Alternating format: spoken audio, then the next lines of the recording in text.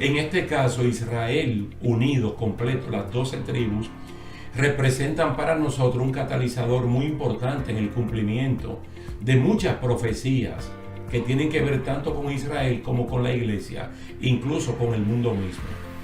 Para Ezequiel, Dios es capaz de renovar completamente la vida espiritual del pueblo por medio de su Espíritu Santo.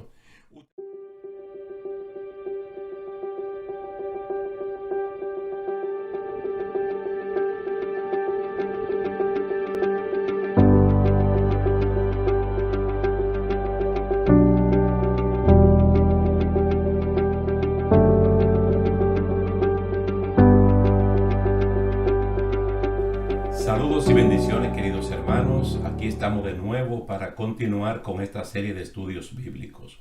En el día de hoy vamos a terminar la tercera parte de Ezequiel capítulo 37. Tengo que recordar algo que tal vez ya ustedes lo saben, pero en caso de que algunos de ustedes haya entrado a estos estudios bíblicos posteriormente, tanto Ezequiel como Daniel son del mismo tiempo y ambos fueron cautivos a la tierra de Babilonia. El punto que estamos hablando aquí es que Ezequiel 37 es una promesa de parte del Señor para la restauración, el retorno completo de las 12 tribus de Israel a su tierra. Y ya hemos visto en 2 secciones consecutivas que prácticamente esto se ha cumplido o está en vía de cumplimiento.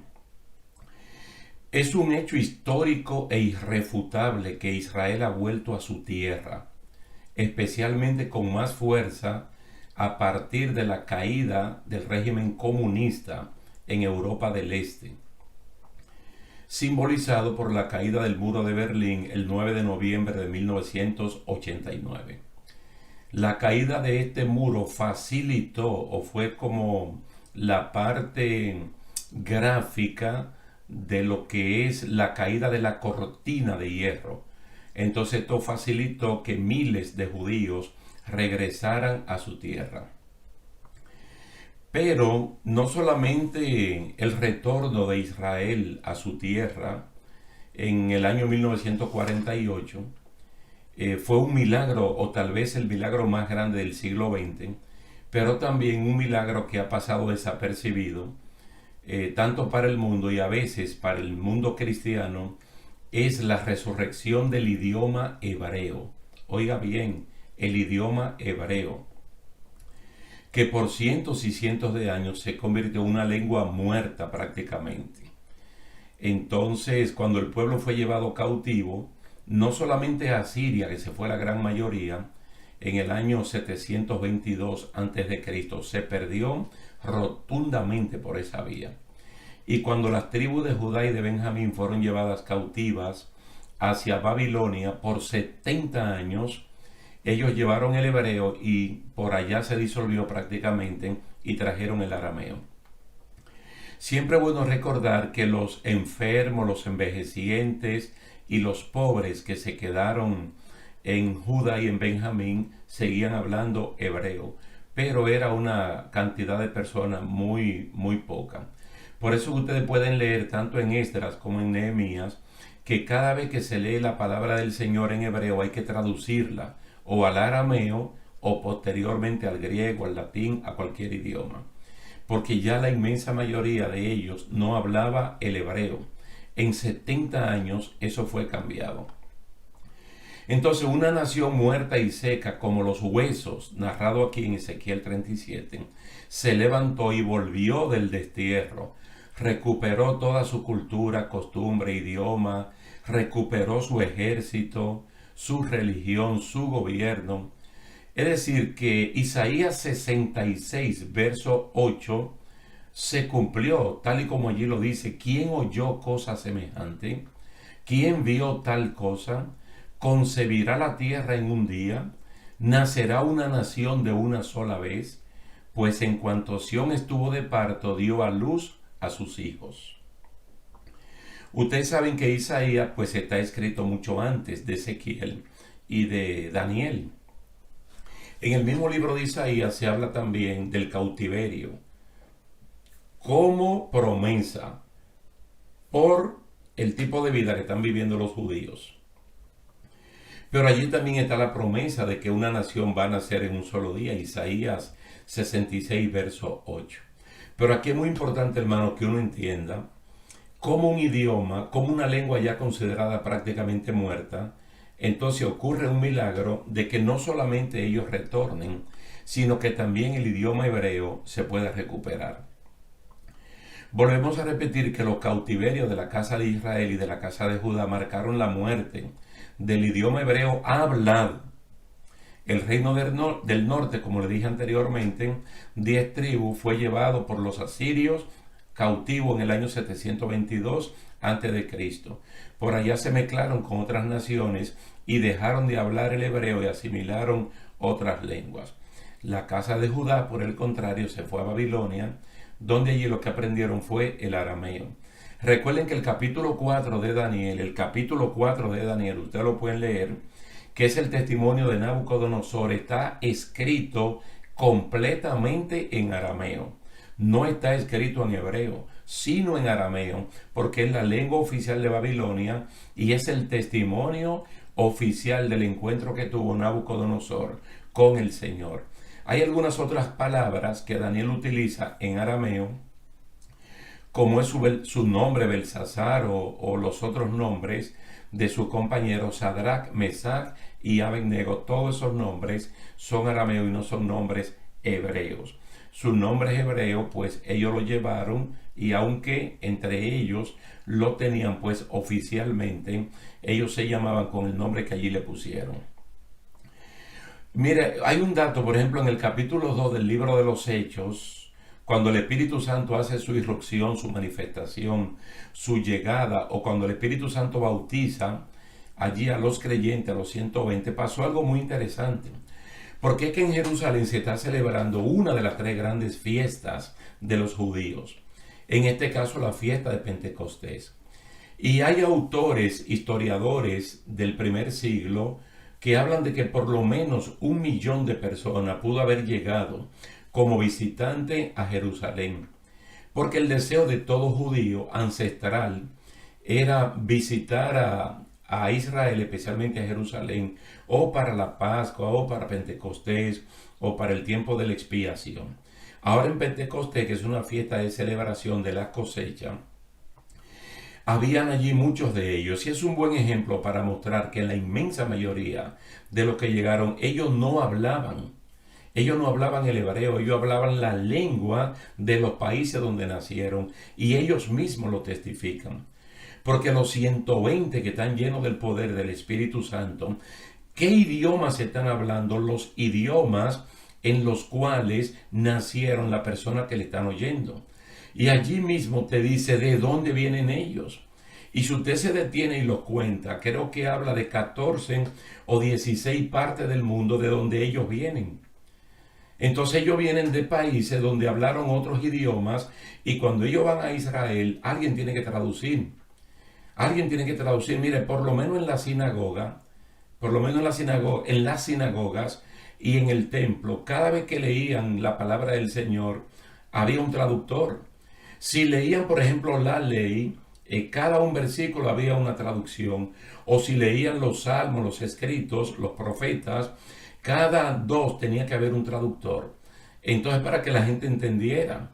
Y esto no es nuevo, yo se lo digo al retorno en Esdras y Nehemías, usted lo puede leer. Allí se habla de que ya hubo que traducirle a estas personas. A eso se le suma que 200 años antes de Cristo, por ejemplo, lo que era la Biblia hebrea, en la ¿cómo se llama? En la biblioteca más grande del mundo antiguo, que era la de Alejandría en Egipto, no había una copia de la Biblia hebrea. Por eso es que Ptolomeo, un personaje muy popular para nosotros, mandó a que se tradujera del hebreo al griego koiné, no voy a decir al griego koiné, que es el griego popular, pero al griego, el Antiguo Testamento, que es la Biblia hebrea. Entonces, en el tiempo de Jesucristo, esta Biblia era muy conocida, la Septuaginta, o la versión de los 70. Entonces, como mucha gente hablaba el griego, el griego koiné básicamente. Entonces también había que traducir cuando se leía de la Biblia hebrea. El griego koiné fue muy popular tanto en el imperio griego como en el imperio romano, y puso en desuso lo poco que quedaba del hebreo hablado, y también de otros idiomas como el mismo latín. Solamente se utilizaba para los asuntos oficiales del imperio romano, pero la inmensa mayoría de las personas hablaba el griego koiné. Es como el inglés de ahora, que muchas personas lo hablan, y los que no lo hablan por lo menos logran entender o saben que es el idioma tal vez más popular ahora mismo con el cual las personas se pueden comunicar. Fíjese que el apóstol Pablo, del cual nosotros de vez en cuando hablamos, viene de un hogar donde ellos hablaban el hebreo. Incluso el nombre de Pablo, porque Pablo es un nombre latín, pero su nombre Saulo es un nombre hebreo. En Hechos capítulo 22, Pablo, una de las defensas de él la hace en lengua hebrea.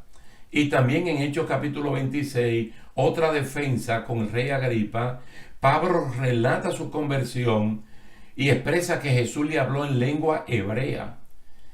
Cuando Pablo fue llegando a Damasco y tuvo el encuentro con Cristo, Jesucristo le habló en lengua hebrea, es decir, su lengua materna, su lengua materna. Todavía en ese tiempo el hebreo hablado, algunas personas lo utilizaban, pero el hebreo escrito, muy pocas personas. Es decir, prácticamente el arameo ya había suplantado al idioma hebreo y era prácticamente una lengua muerta. Si ustedes han leído, por ejemplo, la carta de Santiago y la primera carta del apóstol Pedro, se van a dar cuenta que los primeros destinatarios son las 12 tribus que están en la dispersión. Es decir, en el momento que se escribe esto, en el primer siglo del cristianismo, todavía el concepto de Ezequiel 37 está para cumplirse. Todavía los judíos están en dispersión, es decir, las 10 tribus que se fueron hacia Asiria y de ahí se dispersaron hasta todo el mundo, ellos lo reconocen. Santiago capítulo 1 versículo 1 habla de la dispersión de las 12 tribus. Y primera de Pedro capítulo 1 verso 1 en adelante también comenta de los que están expatriados y menciona algunos lugares. Esos cautiverios que tuvo Israel del norte, Judá del sur, y la posterior destrucción de Jerusalén y del templo por parte de los romanos, selló definitivamente la muerte del idioma hebreo, tanto hablado como escrito. Y las poquísimas personas que quedaron allí, pues, se le hizo muy difícil mientras ellos estaban vivos, como poder revivir ese idioma. Pero yo quiero que ustedes tengan presente, porque eso a veces lo pasamos por alto, dando como algo natural, y tenemos que verlo como parte del milagro del retorno y la reunificación del pueblo de Israel en su propia tierra, pero con su costumbre, su religión, su ejército y su idioma, que el idioma es lo que le da mucha cohesión a ellos. Entonces hay que pensar, como le di datos en la charla anterior, de cómo desde el año 1890, cuando ya comienza 1899 a gestarse la idea del retorno, el sionismo, ¿verdad? Hasta que ya en el 1914, en la Primera Guerra Mundial, hay una cantidad considerable de miles de judíos que han llegado a su tierra. Podemos decir que en el siglo XIX, cuando comenzaron a retornar a Palestina, algunos judíos, dice, era prácticamente una lengua muerta. Pero en el año 1881, mire, siglo XIX, 1881, comienza un gran milagro. Un señor llamado Eliezer Ben Yehuda fue la persona que posibilitó la adopción del idioma hebreo, gracias a una vigorosa campaña que comenzó con su esposa en su propia casa y con su hijo, de solo hablar el hebreo y también de escribirlo. Estaba este señor que se llama Eliezer, su esposa Débora y su hijo llamado Ben-Sion, y entre ellos tres en su casa comenzaron a hablar el idioma hebreo y a escribirlo también. Es decir, una minúscula familia son como el germen para rescatar un idioma que al momento 1881, tenía cientos y cientos de años como una lengua totalmente muerta. Entonces el hebreo tuvo éxito, contrario a todas las leyes de la lingüística moderna. Y ustedes saben por qué, porque en Ezequiel 37, Dios mismo es que está diciendo, yo voy a poner de mi espíritu para hacer eso. Yo a ustedes los voy a sacar de los sepulcros, pueblo mío, y los voy a llevar a su tierra. Pero lo va a llevar con su cultura, con su costumbre, con su ejército, con su historia y con su idioma.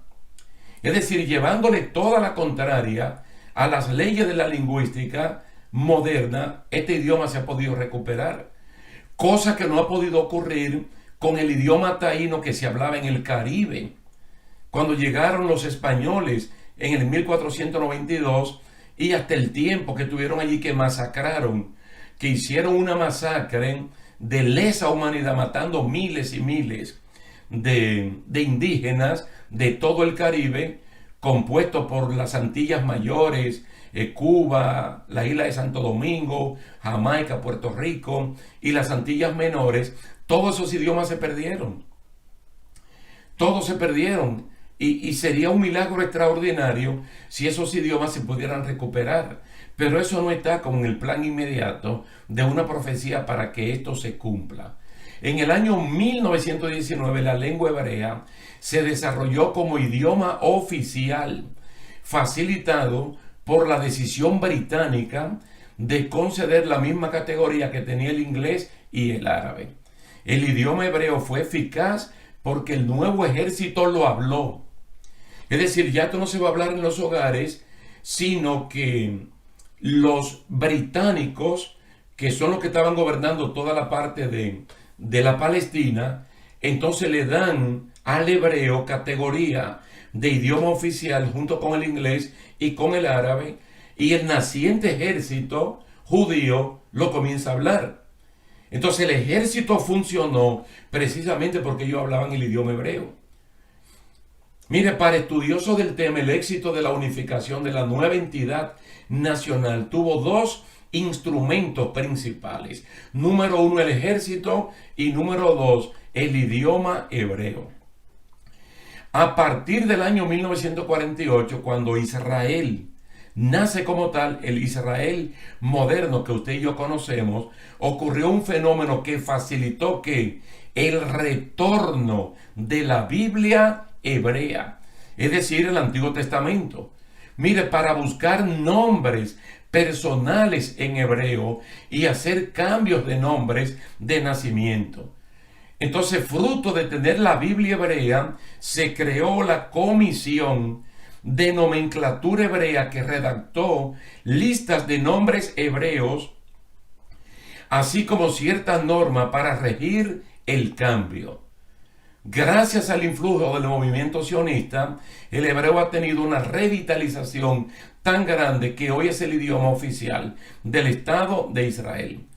Todas estas personas que fueron los padres del naciente Estado de Israel, todos cambiaron su nombre.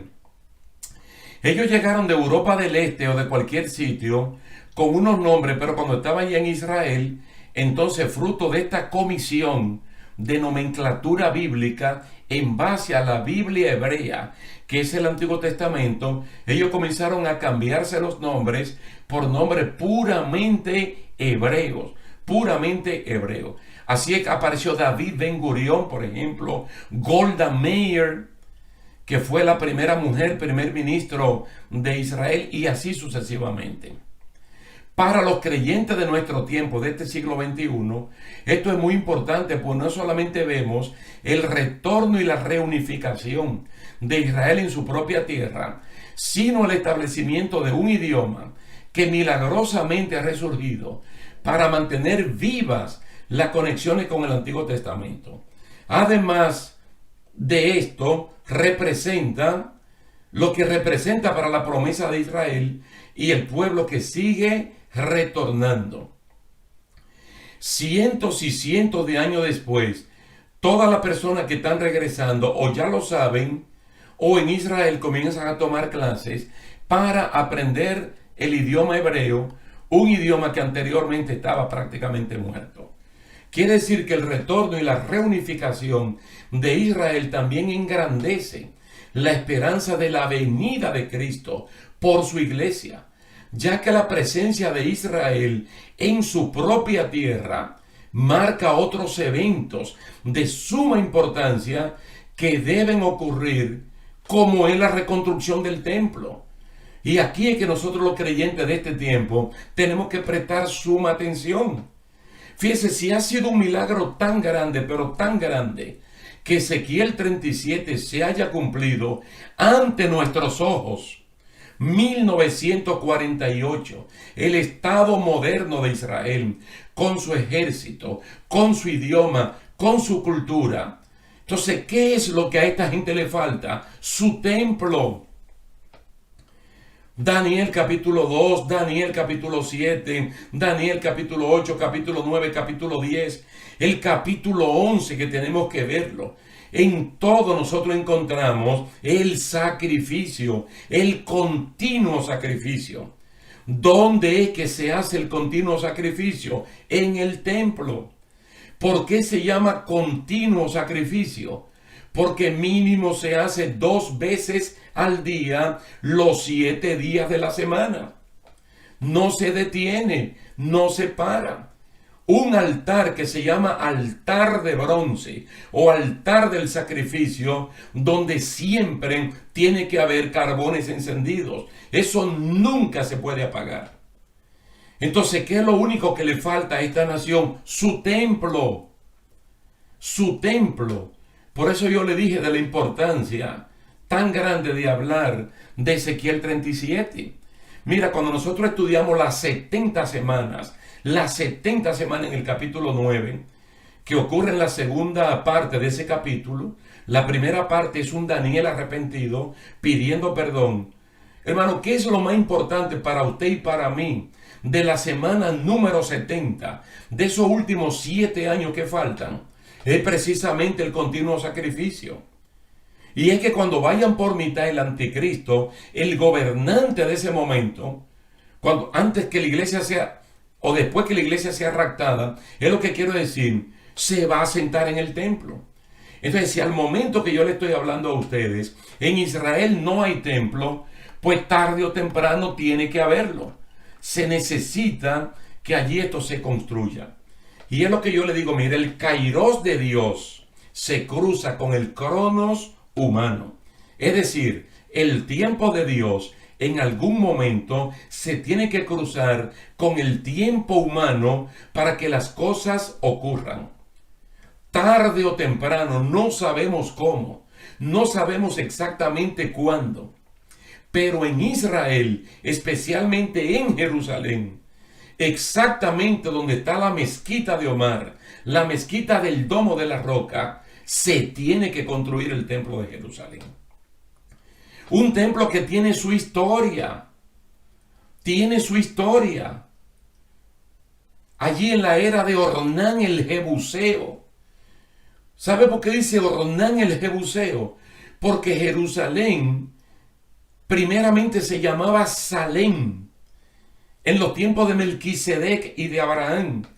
Posteriormente se llamaba Jebús y el gentilicio era Jebuseo. Él donó la tierra o intentó donarla y David la compró por su precio. Entonces esa tierra quedó destinada para que se construyera el templo. Y ese templo se construyó en tiempo de Salomón. Y ese templo tiene su historia. El templo fue destruido por primera vez completamente en el año 586 a.C. Y ese templo fue reconstruido, ustedes lo saben. Nehemías, Esdras, todo eso hablan de la reconstrucción del templo y de la ciudad. Y luego tuvo otra recaída. Finalmente el templo fue destruido completamente el año 70 de nuestra era, de la época moderna, por el Imperio Romano. Es decir, faltan 50 años para que cumplan 2000 años de que ese templo fue destruido. Y qué historia tan grande, que una cosa que desapareció hace 2000 años, nadie lo da por muerto. Todos los judíos tienen esperanza de reconstruir su templo, pero ellos tienen tierra y lo pueden hacer en otra parte. Pero ¿por qué no lo hacen? Porque el templo tiene que reconstruirse en la tierra que David le compró a Ornán el Jebuseo con dinero para construir este templo. Y si 2 veces fue destruido y fue reconstruido, fue embellecido, miren, el tercer templo tiene que ser ubicado en el mismo lugar. Hermano, abra sus ojos, miren hacia Israel. Pero cuando usted mire hacia Israel, no trate de convertir a la iglesia en Israel, porque no es lo mismo. El Israel espiritual, el Israel de este tiempo es la iglesia, porque en la iglesia de Jesucristo cabe el judío y cabe el gentil. En el judaísmo prácticamente nada más cabe el judío. Entonces las promesas de Dios son más grandes, vamos a decir, para la iglesia, porque abarca a judíos y a gentiles. Mientras que la promesa a Israel son un poco más limitadas. Y son una promesa hasta cierto punto, no solamente limitadas, pero parciales también. Porque cuando Dios le prometió lo que le prometió a Abraham, eso no existía de judaísmo. Eso no existía de circuncisión. Eso no existía como la señal del pacto del convenio.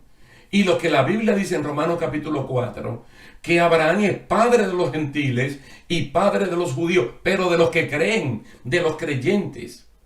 Pero independientemente de eso, prestar atención a todo lo que puede estar ocurriendo en Israel. Abre tus ojos y mira a Israel desde el 1948 para acá, junto con el idioma, como uno de los milagros más grandes visto en el siglo pasado, en el siglo XX. ¿Y qué es lo que falta? Que haya templo. Yo personalmente no sé si la iglesia será levantada y luego construido el templo, o estando la iglesia nosotros vamos a ver la reconstrucción del templo. Pero sea cual sea lo que pase, hermano, nosotros estamos cerca de algo muy grande. Y lo más grande para usted y para mí no es eso, sino escuchar el sonar, el sonido de la trompeta. Porque ciertamente Cristo viene bien pronto a buscar su iglesia. Recuerden que cuando terminamos de estudiar Daniel capítulo 10, yo le dije, hermano, le voy a dar un aperitivo que es Daniel capítulo 11, versículo 2. Y de ahí en adelante que vamos a estar hablando en nuestra próxima sección.